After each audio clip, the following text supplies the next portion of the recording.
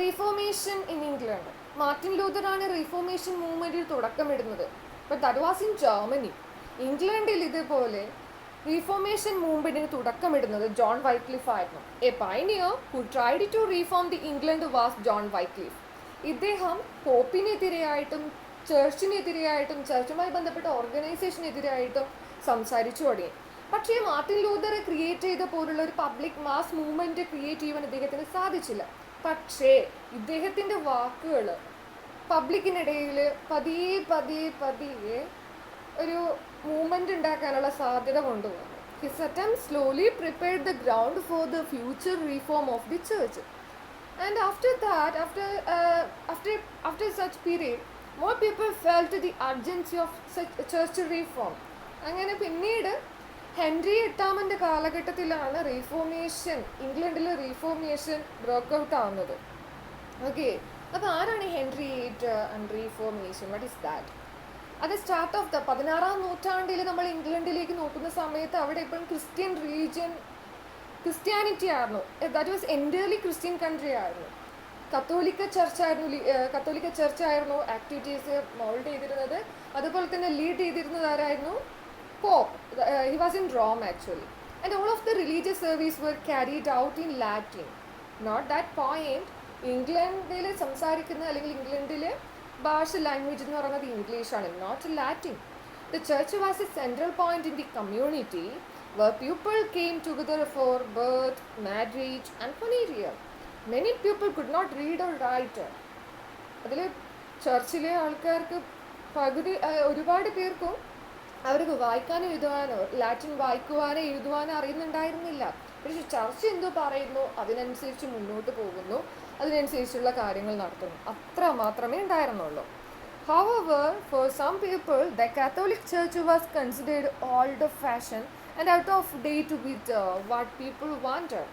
പക്ഷേ ഒരുപാട് പേർക്ക് അല്ലെങ്കിൽ ഒരുപാട് ജനങ്ങൾക്ക് ഇതിനെതിരെ ഓൾഡ് ഫാഷൻഡ് ആയിട്ടുള്ള കത്തോലിക്ക ചർച്ചിൻ്റെ ആ ഒരു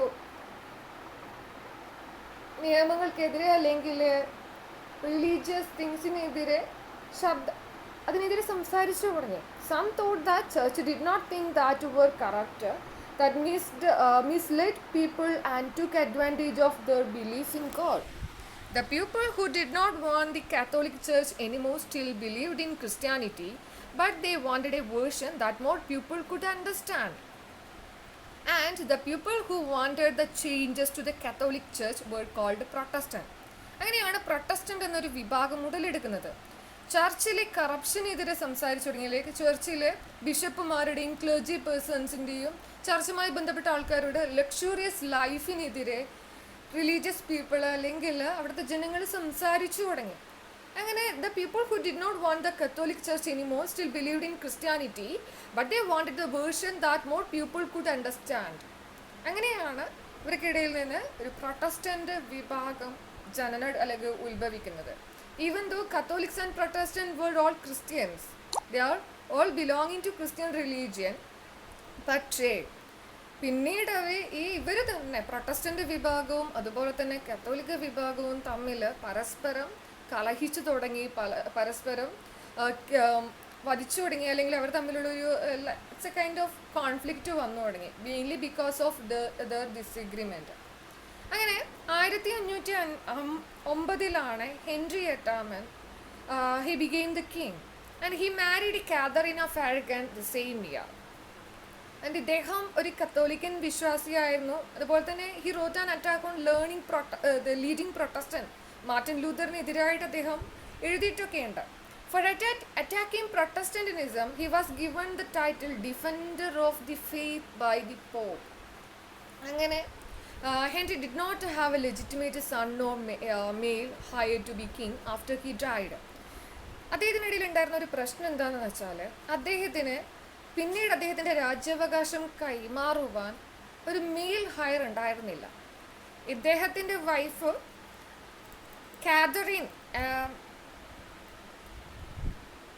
കാതറിൻ ഓഫ് ആരഗനും ഇദ്ദേഹത്തിനും ഒരു പെൺകുട്ടിയായിരുന്നു ജനിച്ചത്, ദാറ്റ് ഈസ് മേരി. അതുപോലെ തന്നെ he did not want to have a daughter to follow him. That way he believed that his wife Catherine was not too old for now too old for any more children, and he wanted to marry someone else. He asked the Pope for a divorce. The Catholic Church did not allow them to get a divorce. The Pope had to believe that there was a religious reason for it. അങ്ങനെ അദ്ദേഹത്തിന് ഒരു mail higher വേണം, അദ്ദേഹത്തിന് ഒരു ആൺകുട്ടി വേണം. Katharine ഇനി തനിക്ക് പെൺകുട്ടിയെ നൽകാനാവില്ല എന്ന് മനസ്സിലാക്കിയ അദ്ദേഹം പോപ്പിനോട് ആവശ്യപ്പെടുന്നു ഇവർ രണ്ടുപേരും തമ്മിലുള്ള കാതറീൻ ആരഗണും അതുപോലെ തന്നെ കിങ് ഹെൻറി എട്ടാമനും തമ്മിലുള്ള വിവാഹമോചനം നൽകുവാൻ അദ്ദേഹം ആവശ്യപ്പെടുന്നു. പക്ഷേ പോപ്പ് അത് നിരസിക്കുകയാണ് ചെയ്തിട്ടുണ്ടായിരുന്നത്. കത്തോലിക്ക ചേർച്ചിൻ്റെ വിശ്വാസപ്രകാരം getting divorce is very tough, and pope ഇത് ഡിനൈ ചെയ്യുകയാണ് ചെയ്തിട്ടുണ്ടായിരുന്നത്. Some of Henry's advisors were secretly Protestant, and they convinced him to ignore the Pope and that he had a good reason to divorce Catherine. They convinced him that if he broke with the Catholic Church, he would be more powerful and could make his own decision about marriage and about how the church was run in England. In 529, the Reformation Parliament opened. Its purpose was to help Henry VIII to get the divorce that he wanted. അങ്ങനെ Henry എട്ടാമനും അതുപോലെ തന്നെ അദ്ദേഹത്തിൻ്റെ ഭാര്യയായിരുന്ന Catherine of ആരഗണും തമ്മിലുള്ള വിവാഹമോചനം pop സമ്മതിക്കാതിരുന്ന സമയത്ത് ആണ് Protestant 1529 reformation parliament open ചെയ്യുകയും Henry എട്ടാമൻ്റെ ഉദ്ദേശപ്രകാരം divorce നൽകുകയും ചെയ്യും. നമുക്കറിയാം പ്രൊട്ടസ്റ്റൻ്റ് വിഭാഗം കത്തോലിക്കിനെതിരായിട്ട് ഒരു മൂവ്മെൻറ്റിന് അല്ലെങ്കിൽ അവർക്കെതിരായിട്ടൊന്നും ചെയ്യാൻ തയ്യാറെടുത്ത് നിൽക്കുകയായിരുന്നു. ആ സമയത്തായിരുന്നു ഹെൻറി VIII പോപ്പും തമ്മിലുള്ള ആ ഒരു ചെറിയൊരു ഇഷ്ടക്കേട് അവർക്ക് മുന്നിൽ ഉടലെടുക്കുന്നത്. ഇത് പ്രൊട്ടസ്റ്റൻ്റ് പൂർണ്ണമായും മുതലെടുക്കാനാണ് ഉണ്ടായിട്ടുള്ളത്. And Protestant and they convinced him to ignore the pope and they had to good reason to divorce Catherine. അങ്ങനെ കാതറിനെ ഡിവോഴ്സ് ചെയ്യുവാൻ വേണ്ടിയിട്ട് പ്രൊട്ടസ്റ്റൻ്റ് വിഭാഗത്തിലെ ഉദ്യോഗസ്ഥന്മാർ തന്നെ ഇദ്ദേഹത്തിന് ഒരു ഉപായം പറഞ്ഞു കൊടുത്തു. ചർച്ചിനെ അല്ലെങ്കിൽ പ്രൈം അതോറിറ്റിയിൽ നിന്നും ചർച്ചിനെ ഒഴിവാക്കുക അല്ലെങ്കിൽ പോപ്പിനെ ഒഴിവാക്കുക. കിങ്ങാണ് ഏറ്റവും പവറായിട്ട് അല്ലെങ്കിൽ മെയിൻ പവറായിട്ട് നിൽക്കുകയാണെങ്കിൽ കിങ്ങുമായി ബന്ധപ്പെട്ട ഡിസിഷൻ പോപ്പിൻ്റെ അംഗീകാരം ചോദിക്കേണ്ട അല്ലെങ്കിൽ പോപ്പിൻ്റെ പെർമിഷൻ ചോദിക്കേണ്ട ആവശ്യമില്ല. അങ്ങനെയാണ് the Protestant convinced him that if he broke with the Catholic Church, he would be more powerful and could make his own decision about marriage. അങ്ങനെ 1529 പ്രൊട്ടസ്റ്റന്റ് പാർലമെൻറ്റ് ക്രിയേറ്റ് ചെയ്യുകയും ഇതങ്ങ് നടപ്പിലാക്കുകയും ചെയ്തു. Henry used parliament to attack the Catholic church in England, claiming it was loyal to the Pope and not to the King of England. Many of the MPs in Parliament were loyal to the Catholic Church, but they also did not want to upset the King or lose any of their power. Other key members of the Parliament were already Protestant and wanted the King to break England away from Pope's control and to change the Church to their belief.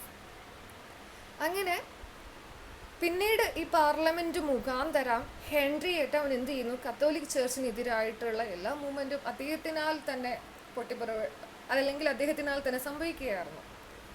And many of the MP പാർലമെൻറ്റിലെ ഒരുപാട് member of പാർലമെൻറ്റിനും ഇതിനെതിരെയായിട്ട് അമർശമുണ്ടായിരുന്നെങ്കിലും പബ്ലിക്കായിട്ട് അവർ ഒന്നും പറഞ്ഞിരുന്നില്ല. കാരണം they don't want to upset the king. കിങ്ങിനെ നിരാശനാക്കുവാൻ അവർ ഉദ്ദേശിച്ചിരുന്നില്ല. അതുപോലെ തന്നെ അവരിപ്പോഴത്തെ power നഷ്ടപ്പെടുവാൻ അവർ ആഗ്രഹിച്ചിരുന്നില്ല. അതുകൊണ്ട് king നടപ്പിൽ വരുത്തുന്ന എല്ലാ കാര്യങ്ങളും നിശബ്ദതയോടെ പാലിക്കുക മാത്രമായിരുന്നു കത്തോലിക്കൻ വിശ്വാസികളായ മെമ്പേഴ്സും അല്ലെങ്കിൽ മെമ്പർ ഓഫ് പാർലമെൻറ്റ്സും. ആൻഡ് അതുപോലെ തന്നെ പാർലമെൻറ്റിൽ അതുപോലെ തന്നെ പ്രൊട്ടസ്റ്റൻ്റ് വിഭാഗത്തിൽ വിശ്വസിക്കുന്ന ആൾക്കാരും ഉണ്ടായിരുന്നു. And they wanted the king to break England away from pope control. അവർക്ക് പോപ്പിൻ്റെ കൺട്രോൾ ഇംഗ്ലണ്ടിൽ ചർച്ചിൽ അല്ലെങ്കിൽ ഇംഗ്ലണ്ടിലെ പോപ്പിൻ്റെ കൺട്രോൾ ഇല്ലാതാക്കേണ്ടത് അവരുടെ ആവശ്യമായിരുന്നു. അതുകൊണ്ട് തന്നെ കിങ്ങിൻ്റെ എല്ലാ കാര്യത്തിനും പ്രൊട്ടസ്റ്റൻ്റ് വിഭാഗം അല്ലെങ്കിൽ പ്രൊട്ടസ്റ്റൻ്റ് വിഭാഗത്തിലുള്ള മെമ്പേഴ്സ് കിങ്ങിനെ പൂർണ്ണമായും സപ്പോർട്ട് ചെയ്യുകയാണ് ഉണ്ടായിട്ടുള്ളത്. The new church leaders in England were Protestant, and with them the support of Parliament, Henry introduced a series of laws that changed the church in England. Henry VIII's new wife, Anne Boleyn, was also a Protestant, and she helped to influence some of the changes that were made. Appointed the king as a leader of the Church of England, he permitted the creation and printing of a Bible in English. The Pope was to be no longer have any power or influence over religion in England. Henry passed an act for not to send income of the first year from the newly opened church to the Pope. അങ്ങനെ ഇംഗ്ലണ്ടിൽ പുതിയ ഇംഗ്ലണ്ടിലൊരു bishop അല്ലെങ്കിൽ ഇംഗ്ലണ്ടിലുള്ള ചർച്ചുകളിലൊക്കെ Protestant വിഭാഗത്തിലുള്ള ആൾക്കാരെ appoint ചെയ്തു തുടങ്ങി. And ഇന്ന് മാത്രമല്ല, പ്രൊട്ടസ്റ്റൻ്റ് അത് പാർലമെൻറ്റിൻ്റെ നേതൃത്വത്തിൽ അല്ലെങ്കിൽ ഹെൻറിയുടെ നേതൃത്വത്തിൽ പാർലമെൻറ്റ് മുഖാന്തരം കത്തോലിക്ക ചർച്ചിനെതിരായിട്ടുള്ള അല്ലെങ്കിൽ കത്തോലിക്ക പവർ ഇംഗ്ലണ്ടിനെതിരായിട്ട് ഒരു ലോ അല്ലെങ്കിൽ പാസ്സാക്കി തുടങ്ങി, അല്ലെങ്കിൽ അതിനെതിരായിട്ടുള്ള നടപടികൾ തുടങ്ങി. എന്ന് മാത്രമല്ല, ഹെൻറി എട്ടാമൻ പിന്നീട് വിവാഹം കഴിക്കുന്നത് അന്ന ബൊലിയനാണ്. She's also protestant. പുള്ളിക്കാരിയും അല്ലെങ്കിൽ അന്ന ബൊലിയനും ഒരു പ്രൊട്ടസ്റ്റൻ്റ് ചിന്താഗതിക്കാരിയായിരുന്നു, അല്ലെങ്കിൽ ആ ഒരു ബിലോങ്ങിങ് ചെയ്യുന്ന ഒരാളായിരുന്നു, പ്രൊട്ടസ്റ്റൻ്റ് വിഭാഗത്തിൽ ബിലോങ് ചെയ്യുന്ന ആളായിരുന്നു. അതുകൊണ്ട് തന്നെ അന്ന ബൊലിയൻ്റെയും പുഷും അല്ലെങ്കിൽ സപ്പോർട്ടും ഹെൻറി ഏറ്റിനുണ്ടായിരുന്നു. എന്ന് മാത്രമല്ല, they appointed king as a leader of Church of England. ഇംഗ്ലണ്ടിലെ ചർച്ചിലെ എല്ലാ അധികാരവും കിങ്ങിൽ നിക്ഷിപ്തമായി. ആൻഡ് നമുക്കറിയാം, അക്കാലഘട്ടം വരെ ബൈബിള് ലാറ്റിൻ ഭാഷയിലായിരുന്നു. ഇദ്ദേഹത്തിൻ്റെ കാലഘട്ടത്തിൽ അത് ഇംഗ്ലീഷിലേക്ക് ട്രാൻസ്ഫർ ചെയ്ത് അല്ലെങ്കിൽ ട്രാൻസ്ലേറ്റ് ചെയ്തു. അത് ഇംഗ്ലീഷിലുള്ള ബൈബിള് പ്രിൻ്റ് ചെയ്ത് മൊത്തത്തിൽ വ്യാപിച്ചു തുടങ്ങി. ആൻഡ് പോപ്പിൻ്റെ കൺട്രോൾ അല്ലെങ്കിൽ പോപ്പിൻ്റെ പവർ ഇംഗ്ലണ്ടിൽ കുറഞ്ഞു വന്നു. And was no longer have any power or influence over religion in England. And ഇന്ന് മാത്രമല്ല, എല്ലാ പുതിയ പള്ളികൾ അല്ലെങ്കിൽ ചർച്ച് പണിയുന്ന സമയത്ത് ഫസ്റ്റ് ഇൻകം പോപ്പിന് നൽകേണ്ടതുണ്ട്. He also stopped that. ഹെൻറിയേറ്റ് അതും നിർത്തലാക്കി. Henry went on to marry 4 more times after Anne Boleyn before he died. It is believed that in terms of religious belief, he was not committed to Protestant belief, but he was committed to having his own way, and he enjoyed the power that changing England to Protestantism had given him. പിന്നീട് second വൈഫായ ആനെ ബൊലിയന് ശേഷം പിന്നീട് 4 വിവാഹം കഴിക്കുന്നുണ്ട്, mail ഹയറിന് വേണ്ടി തന്നെ. അങ്ങനെ അവസാനം അത് അന്നെ ബൊലിയനെ കൂടാതെ വീണ്ടും 4 കല്യാണങ്ങൾ അല്ലെങ്കിൽ 4 മാരേജ് നടക്കുന്നുണ്ട്. അങ്ങനെ പക്ഷേ ആക്ച്വലി ഹെൻറി എട്ടാമൻ ഒരു പ്രൊട്ടസ്റ്റൻ്റ് വിശ്വാസി ആയിരുന്നില്ല. അദ്ദേഹം എപ്പോഴും കത്തോലിക്ക വിശ്വാസി ആയിരുന്നു. പക്ഷേ അദ്ദേഹത്തിൻ്റെ കത്തോലിക്ക ചർച്ചിനെതിരായിട്ടുള്ള അദ്ദേഹത്തിൻ്റെ നിലപാടുകൾ പ്രൊട്ടസ്റ്റൻ്റ് വിഭാഗം ഇംഗ്ലണ്ടിൽ വളരുന്നതിനു വേണ്ടി പൂർണ്ണമായും കാരണമായിട്ടുണ്ട്. Enjoy the power the change England to protestantism had given him. അങ്ങനെ ദെൻ റീഫോർമേഷൻ ആണ് ഹെൻറി സക്സസർ. ഹെൻറിക്ക് ശേഷം റീഫോർമേഷൻ ഉണ്ടായിട്ടുള്ള മറ്റുള്ളവർ അദ്ദേഹത്തിൻ്റെ ഹെറൽസിൻ്റെ കൂടെ ഉണ്ടായിട്ടുണ്ട്. In 1547 Henry died and his son Edward IV became king.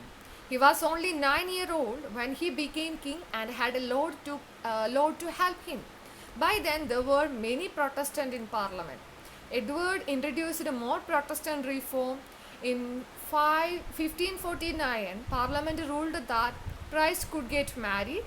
An act of uniformity was passed, which meant that all churches had to use the Protestant Book of Common Prayers and hold a service in English, not Latin. അങ്ങനെ 1547 ആകുമ്പോഴേക്കും Henry എട്ടാമൻ മരണപ്പെടുന്നു. അദ്ദേഹത്തിൻ്റെ മരണത്തിന് ശേഷം Edward 4 രാജാവ് വന്നത്. പക്ഷേ അദ്ദേഹത്തിന് 9 വയസ്സ് പ്രായം മാത്രമേ ഉണ്ടായിരുന്നുള്ളൂ. അതുകൊണ്ട് അദ്ദേഹത്തിനെ സപ്പോർട്ട് ചെയ്യാൻ വേണ്ടിയിട്ട് അല്ലെങ്കിൽ അദ്ദേഹത്തിൻ്റെ അധികാരത്തിനെ സപ്പോർട്ട് ചെയ്യാൻ വേണ്ടിയിട്ട് ഓൾസോ ഹൈഡ് ലോർഡ് എഡ്വേർഡ് ആറാമൻ എപ്പോഴും ഒരു ഹീസ് ലൈക്ക് എ ഡോൾ. ഇദ്ദേഹത്തെ മുൻനിർത്തിക്കൊണ്ട് എഡ്വേർഡ് 4 മുൻനിർത്തിക്കൊണ്ട് അവിടെയുള്ള പല റിഫോംസും കൊണ്ടുവന്നത് ആരായിരുന്നു? ലോർഡ്സ് ആയിരുന്നു, അല്ലെങ്കിൽ പ്രഭുക്കന്മാരായിരുന്നു. But then there were many Protestants in Parliament. And എഡ്വേർഡിൻ്റെ കാലഘട്ടത്തിൽ ഒരുപാട് പ്രൊട്ടസ്റ്റന്റ് റീഫോംസ് കൊണ്ടുവരുന്നുണ്ട്. അതായത് പ്രൈസ്റ്റിന് പുരോഹിതന്മാർക്ക് വിവാഹം കഴിക്കാം, act of and also passed the act of uniformity. അതുപോലെ തന്നെ എല്ലാ കോമൺ പ്രേയേഴ്സിന് book of common prayers Latin ഭാഷയ്ക്ക് പകരം ഇംഗ്ലീഷ് ഭാഷയിലേക്ക് കൺവേർട്ട് ചെയ്ത് കൂടുതലും അത് വ്യാപകമാക്കി തുടങ്ങി. And Edward was still young when he died 1552 and had not married. His successor was declared to be his cousin Lady Jane Grey, Lord Protector, whose daughter-in-law she was. Edward was strongly anti-Catholic and may not have wanted his older sister Mary to be queen. The English people did not want Lady Jane Grey and demanded that Mary, who was the daughter of Henry VIII and Catherine of Aragon. അങ്ങനെ 1552 ആകുമ്പോഴേക്കും Edward ആറാമനും മരണപ്പെടുന്നുണ്ട്. ഇദ്ദേഹം പൂർണ്ണമായും ഒരു Protestant വിശ്വാസിയായിരുന്നു, anti Catholic ആണെന്ന് പറയാം. അതുകൊണ്ട് തന്നെ ഇദ്ദേഹത്തിന് ഹയർ അല്ലെങ്കിൽ ഇദ്ദേഹത്തിന് ശേഷം മേരി, ഇദ്ദേഹത്തിൻ്റെ ആദ്യ മൂത്ത സഹോദരിയായ മേരിയെ ക്വീൻ ആക്കുന്നതിന് പകരം അല്ലെങ്കിൽ ഈ ഒരു പവർ കൈമാറുന്നതിന് പകരം ലേഡി ജീൻ ഗ്രേക്കായിരുന്നു ഇത് കൈമാറുന്നത്. ബിക്കോസ് ഇതിൽ ലോർഡ് പ്രൊട്ടക്ടറിൻ്റെ ഒരു കൈ ഉണ്ടായിരുന്നു എന്ന് പറയാം. The lord protector whose daughter in law she was actually. And എഡ്വേർഡിന് മേരിയെ ഹയർ ചെയ്യാൻ യാതൊരു തരത്തിലുള്ള താല്പര്യം ഉണ്ടായിരുന്നില്ല, അതേപോലെ തന്നെ അവിടുത്തെ പ്രൊട്ടസ്റ്റന്റ് വിഭാഗത്തിനും. കാരണം മേരി പൂർണ്ണമായും കാത്തോലിക്ക വിശ്വാസിയായിരുന്നു. That was a reason. And പക്ഷേ English people did not want lady Jane Grey. അത് അവർക്ക് മേരിയെ ക്വീനായി കാണാനായിരുന്നു ആഗ്രഹം. Who was the daughter of Henry VIII and Catherine of Aragon. Queen Mary was wished to return England to the Catholic Church, and Mary undid all of her brother's religious law, such as allowing priests to marry or for church service in English. The Pope became leader of the church in England again. But her ruthless persecution of Protestants had the opposite effect. She came to be known as Bloody Mary. Protestants gained ground in England, and Mary did not have any children, and when she died, she named her sister Elizabeth as her heir. അങ്ങനെ Queen Mary ഇംഗ്ലണ്ടിലേക്ക് വരികയും അങ്ങനെ കത്തോലിക്ക ചർച്ചിൻ്റെ അല്ലെങ്കിൽ കത്തോലിക്ക വിഭാഗത്തിൻ്റെ power വീണ്ടും recreate ചെയ്യപ്പെടുകയും ചെയ്തു. പ്രൊട്ടസ്റ്റൻ്റ് വിഭാഗത്തിൽ നിന്നും പോപ്പിൻ്റെ കൈകളിലേക്ക് അല്ലെങ്കിൽ ചർച്ചിൻ്റെ അധികാരം പൂർണ്ണമായും പോപ്പിൻ്റെ കൈകളിലേക്ക് മേരിയുടെ കാലഘട്ടത്തിൽ വീണ്ടും തിരിച്ചു വന്നു. അതുപോലെ തന്നെ അദ്ദേഹത്തിൻ്റെ ബ്രദർ കൊണ്ടുവന്ന അല്ല എഡ്വേർഡ് ആറാമൻ കൊണ്ടുവന്ന നിയമങ്ങളൊക്കെ വീണ്ടും പരിഷ്കരിച്ചു തുടങ്ങി.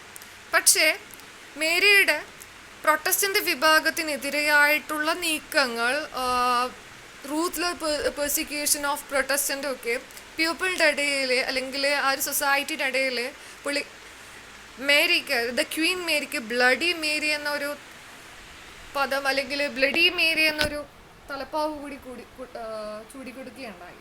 And protestant gained that was protestant. അതുകൊണ്ട് തന്നെ പ്രൊട്ടസ്റ്റന്റിന് കൂടുതൽ ഫേമസ് അല്ലെങ്കിൽ കൂടുതൽ പീപ്പിളിൻ്റെ അംഗീകാരം ലഭിച്ചു തുടങ്ങി.